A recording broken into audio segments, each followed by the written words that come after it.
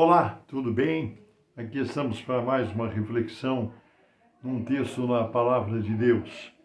Eu queria compartilhar com você as palavras registradas aqui no livro do Apocalipse, o livro da Revelação, no capítulo 3 e versículo 14 em diante, onde a revelação do Senhor Jesus se dirige à igreja de Laodiceia.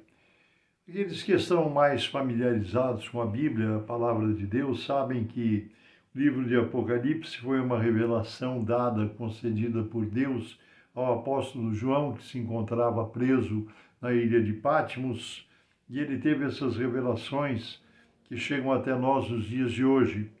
E nas cartas que foram escritas e dirigidas pelo Senhor Jesus às 7 igrejas da Ásia, a 7ª carta é dirigida à igreja de Laodiceia e diz assim: E ao anjo da igreja que está em Laodiceia escreve: Isto diz o Amém, a testemunha fiel e verdadeira, o princípio da criação de Deus. Eu sei as tuas obras, que nem és frio e nem quente. Oxalá foras frio ou quente. Assim, porque és morno e não és frio nem quente, vomitar-te-ei da minha boca. Como dizes, rico sou, estou enriquecido, e de nada tenho falta, e não sabes que és um desgraçado, e miserável, e pobre, cego e nu. Nessas cartas que o Senhor Jesus dirigiu às igrejas, muitas palavras dirigidas às igrejas da Ásia naquela época, vêm bem de encontro a coisas, a situações que acontecem nos dias de hoje, né? E essa carta à igreja de Laodiceia, como Jesus diz às demais igrejas, diz a ela também: Eu conheço as tuas obras, eu sei as tuas obras. O Senhor Jesus, ele conhece as obras de todos nós. Ele conhece as nossas ações, as nossas atitudes, muito mais do que isso, ele conhece as nossas emoções, os nossos sentimentos e as nossas intenções mais profundas, ele conhece. E ele fala a essa igreja, repreendendo ela porque ela se encontrava numa situação sem decisão. Não era nem frio nem quente.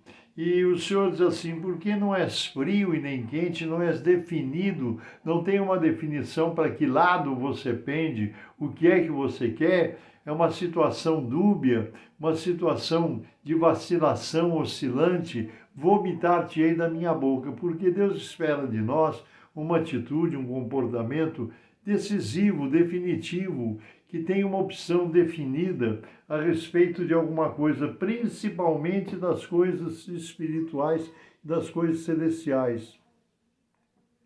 Hoje nós vivemos uma situação, e eu sei que você sabe disso, aqueles que acompanham os noticiários, os informativos, né?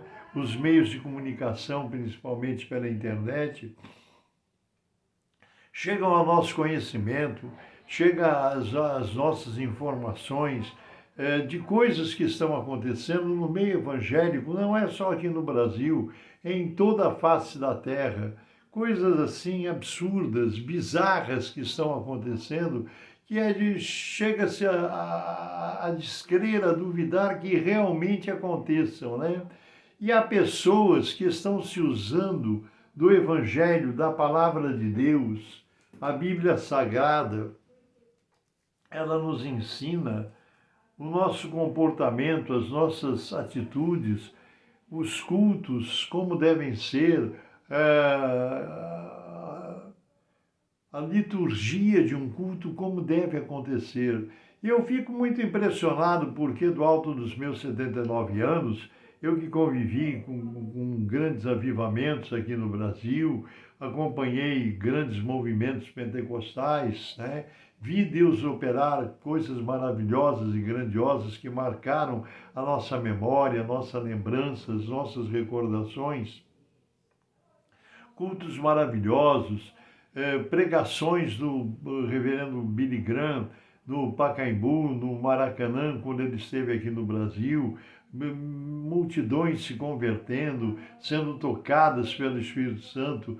Então, vimos muitas coisas e hoje, diante do que nós vemos, do que nós contemplamos, né, há pessoas que melhor de fora que não tivessem nunca conhecido o Evangelho, para fazerem do Evangelho o que estão fazendo, fazendo da mensagem de salvação a mensagem de Cristo, do nome do Senhor, em nome do Senhor Jesus, em nome de Deus, em nome do Espírito Santo.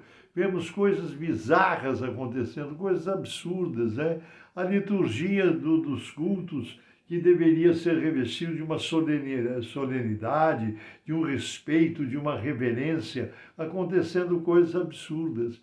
Mas Jesus está dizendo, eu conheço as tuas obras, né? E há pessoas que estão se usando do Evangelho para deturpar o Evangelho, estão corrompendo essa palavra santa e bendita, estão pecando contra o Senhor, né? Hoje nós vemos o trabalho de missões, de evangelismo, reduzido a situações assim que nós não gostaríamos de ver, né? Agora, eu trago essa palavra, essa reflexão, porque eu sei que há homens e mulheres sinceros ainda servindo a Deus. Eu sei que há homens e mulheres que têm realmente o verdadeiro temor e reverência ao Senhor nos seus corações, que estão procurando servir a Deus com fidelidade. Então, meu irmão e minha irmã, se você faz parte desse grupo que preza, que teme, que reverencia a palavra de Deus, que se esforça para viver as verdades do Evangelho, que se esforça para pregar o verdadeiro Evangelho, Jesus disse, ide por todo mundo e pregai o Evangelho. E o que nós estamos vendo ser pregado hoje em muitas ocasiões, em muitos lugares, em nome de Deus, não é o Evangelho. É uma coisa deturpada, é uma coisa horrível que nós vemos em muitos lugares que chegam ao nosso conhecimento, chegam diante dos nossos olhos, coisas inaceitáveis à luz da palavra de Deus, são inaceitáveis. Então, a você que é um homem de Deus, uma mulher de Deus, que teme ao Senhor, que reverencia o Senhor verdadeiramente, vamos orar por toda essa situação que acontece, por essa corrupção que tem acontecido no meio evangélico em muitos lugares. Eu não estou generalizando. Eu sei que há muitos lugares onde o evangelho está sendo pregado, há homens e mulheres sinceros que com verdade estão procurando servir a Deus com legitimidade. Nós precisamos pregar esse evangelho com pureza, com verdade, com respeito, com temor e reverência, né?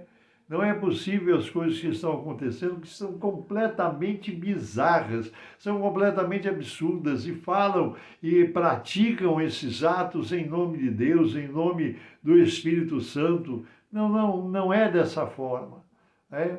Nós precisamos observar, precisamos ter vida de oração e é preciso que os sinceros, que os verdadeiros, que os remanescentes busquem a presença de Deus em oração, em jejum, em consagração, levando uma palavra verdadeira. É só o poder da oração, meu irmão e minha irmã.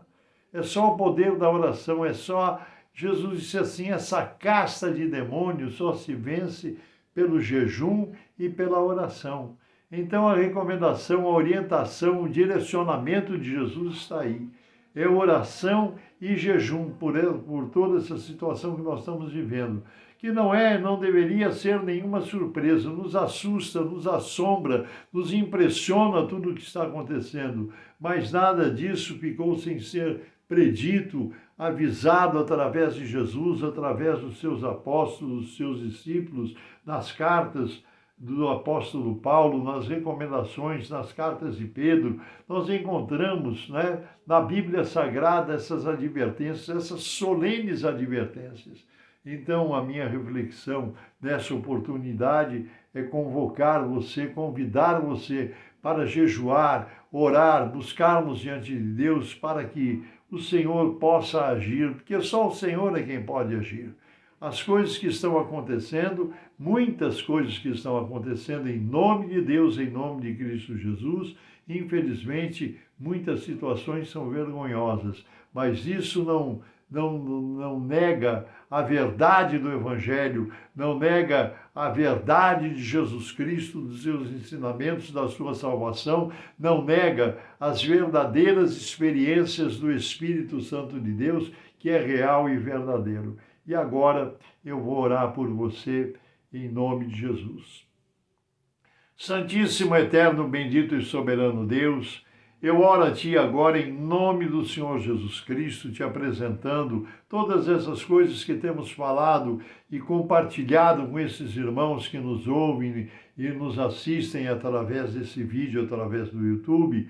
Senhor, que possamos levantar um povo, que o Teu Espírito possa tocar nos corações e levantar um povo responsável, Senhor, que se preocupe com a legitimidade da pregação do Teu Evangelho, com as verdades do Teu Evangelho, com as verdades bíblicas. Senhor, alcança cada um pelo poder do Teu Espírito. Alcança as famílias representadas, os lares representados, Senhor.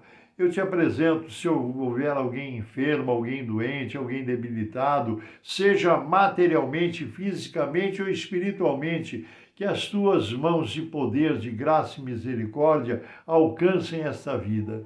Senhor, em nome de Jesus, nós contamos com a tua presença, com o teu Espírito, porque nós oramos, porque cremos em nome de Jesus Cristo e para a tua glória. Amém e amém. Deus te abençoe, meu irmão e minha irmã. Me ajude em oração, vamos nos unir em oração e levantar um clamor diante de Deus e apresentarmos a nossa consagração em jejum e oração diante de Deus. Eu sou o pastor Paulo Ivair, pertenço ao Ministério Cristão Alfa e Ômega, que se localiza em Alphaville, Barueri, São Paulo. Deus te abençoe, um grande abraço e nos permitindo o Senhor, até a próxima. Deus te abençoe.